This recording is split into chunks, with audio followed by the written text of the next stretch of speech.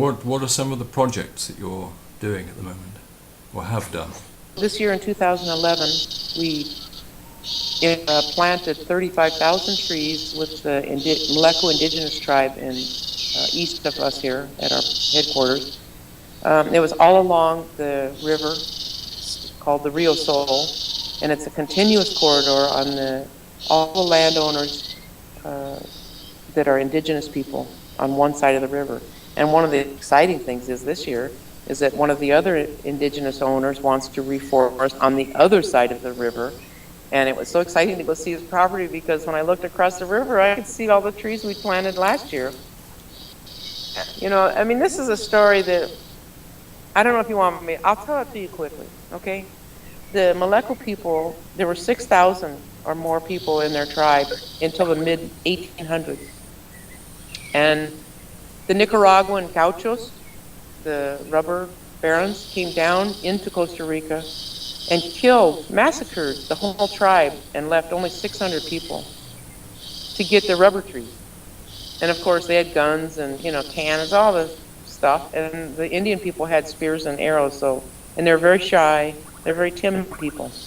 So they wiped out the tribe, and then after that, in the mid-1900s, the non-indigenous farmers moved over to their area and started taking their land. In other words, they had like 60,000 hectares, or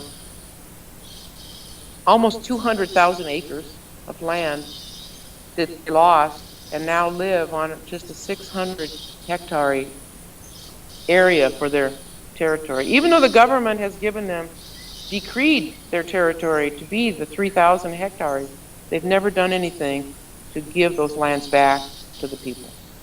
So that was the root cause of the project for me in the beginning, was to try and retrieve or recuperate their territory by buying the lands back via donations, buying farms back from the non-indigenous owners and giving them back to the Maleku tribe as a community. That's another thing, like with our foundation, a very important part for me is we only do positive action. That's all.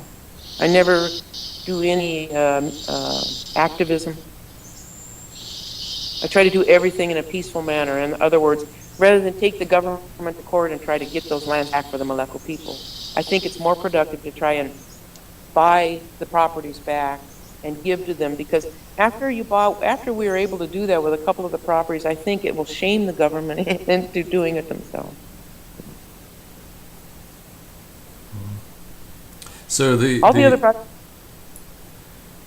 local people then, in recovering their lands, I mean, they're obviously very committed to working together with your foundation on this, aren't they?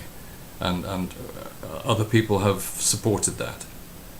Oh yes, especially the indigenous people have turned out to be so understanding and so aware and conscious of what the whole La Reserva philosophy.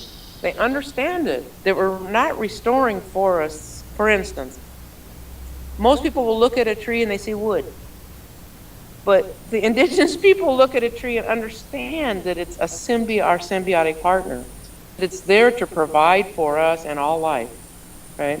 So a lot of my work, a lot of times, is trying to change this mentality that has happened from people seeing trees as our partners on the earth to seeing it as a resource, and that's all.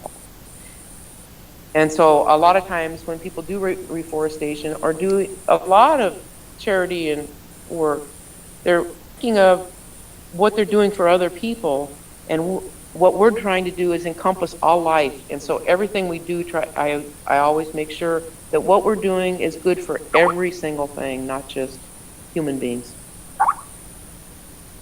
Do you find that the indigenous people have a natural love for the forest? How do you see, how do you see that kind of thing being expressed? What kind of example does it serve, do you feel? Well, actually the indigenous people here, even though they live the more modern type of life, and the government's given them, like the the type of housing that most people live in here, a cement house, which they could actually, right today, they could live from the forest. They can build their home from the forest. Everything's in the forest. Although they don't have any forest left, that's their problem. But they could if they had it. They eat from the forest. They eat the nuts, the fruits. They know everything. They eat the hunting, they hunt the animals. They can make their clothing from the bark of a certain tree called the mastate tree. So actually, they see the forest as their home rather than as something separate from them. You understand that trees are our symbiotic partners in life, with humans and all life, because they're sequestering the carbon that comes from us. Even when we breathe out, that's carbon dioxide. And all the technological cars, everything that we're doing, transportation, is emitting that carbon. And they're taking that in because they need that to eat. That's their food. And then they're exhaling oxygen, which is what we need. So we have this system going with it. If only everyone knew how important they were. Do you feel that the indigenous people would prefer to be living in the forest in their traditional ways, even having modern civilization? How do you feel they would go in the future? I think the majority would, but I think my take would be that they would probably like to mix the two. They're all on Facebook and, you name it. So, and they love all that social connection that they have. But they also would love to live the more traditional lifestyle and be able to build their own houses, like that. And how do you see your foundation developing now? What sort of plans do you have for the future? Okay, well now, because of the project that we did with the Maleku last year,